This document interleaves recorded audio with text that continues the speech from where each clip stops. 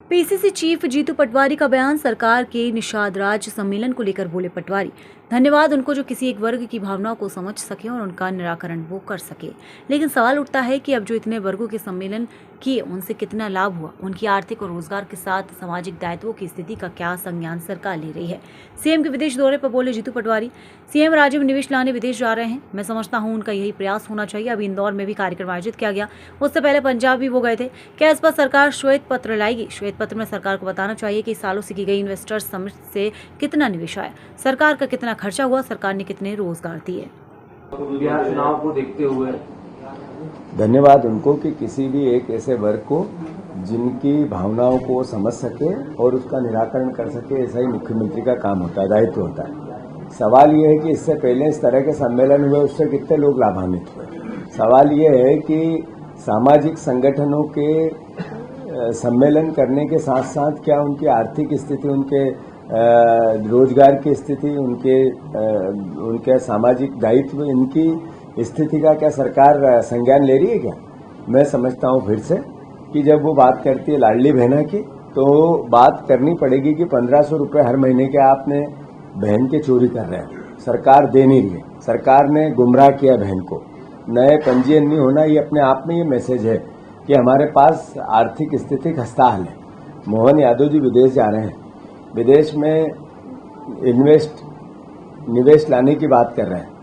मैं समझता हूं मुख्यमंत्री का प्रयास होना चाहिए।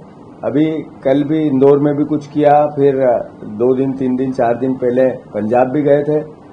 प्रयास जारी है, पर सवाल ये है कि क्या इस पर व्हाइट पेपर सरकार लाएगी कि इतने सालों में जितनी इन्वेस्टर समिट हुई या अलग अलग इन्वेस्टर निवेश लाने की बातें हुई, उस पर क्या मिला और सरकार का क्या खर्चा हुआ और कितने रोजगार मिले और प्रदेश की आर्थिक स्थिति में इसका कितना योगदान आया, इसका व्हाइट पेपर इस बार सदन में सरकार लाएगी क्या?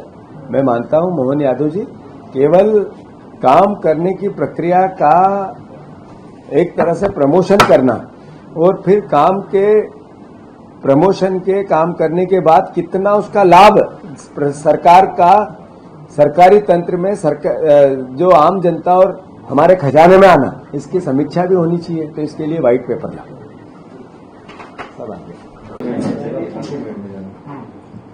सत्ता का मद क्या होता है, ये बार बार भारतीय जनता पार्टी के नेता जनता के सामने प्रदर्शित कर रहे हैं। पूरे प्रदेश की रोडों के खस्ता हाल है, करप्शन की भेंट चढ़ गई। वो चाहे ब्रिज की बात हो, चाहे नेशनल हाईवे की बात हो, चाहे राज्य हाईवे की बात हो। गांव गांव में सड़कें नहीं है। 25 साल के राज के बाद जन भावना कैसी? एक गर्भवती बहन ने जब आवाज दी कि जिम्मेदार लोगों आओ ये सड़क बनाओ, तो सांसद का बयान अपमानित करने जैसा है, अहंकार से भरा हुआ है। उस बहन को तारीख दी जा रही कि आपकी डिलीवरी की तारीख दो, हम आपके घर से आपको हॉस्पिटल भेजेंगे, पर सड़क नहीं बनाए। ये मैसेज है कि जो जिम्मेवारी दी है जनता ने इन लोगों को, उस जिम्मेवारी का किस तरीके से मुखोल उड़ा रहे हैं ये लोग।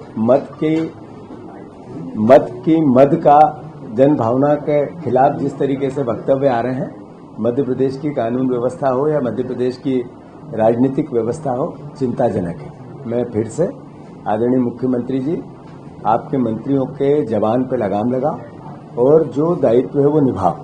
जो सड़कों के हालात हैं, मैं मानता हूं कि मध्य प्रदेश में आपके भ्रष्टाचार चिल्ला चिल्ला कर चीख कर पुकार रहा है कि ये 50% कमीशन की सरकार है। और मैं मानता हूं कि ऐसे में जो वेंडेटा पॉलिटिक्स आप लोग कर रहे हो, ये जनता भी इससे ग्रसित हो रही है। राजनीतिक दल के व्यक्ति ने कुछ कहा, एफआईआर लिखाएंगे। अगर जनता ने कुछ कहा तो उसको भी डराएंगे। मैं समझता हूं इस तरह का लोकतंत्र नहीं चल सकता। ये नरेंद्र मोदी का नया भारत हो सकता है, प्राचीन भारत की सभ्यता और परंपरा का लोकतांत्रिक व्यवस्था का हिस्सा नहीं।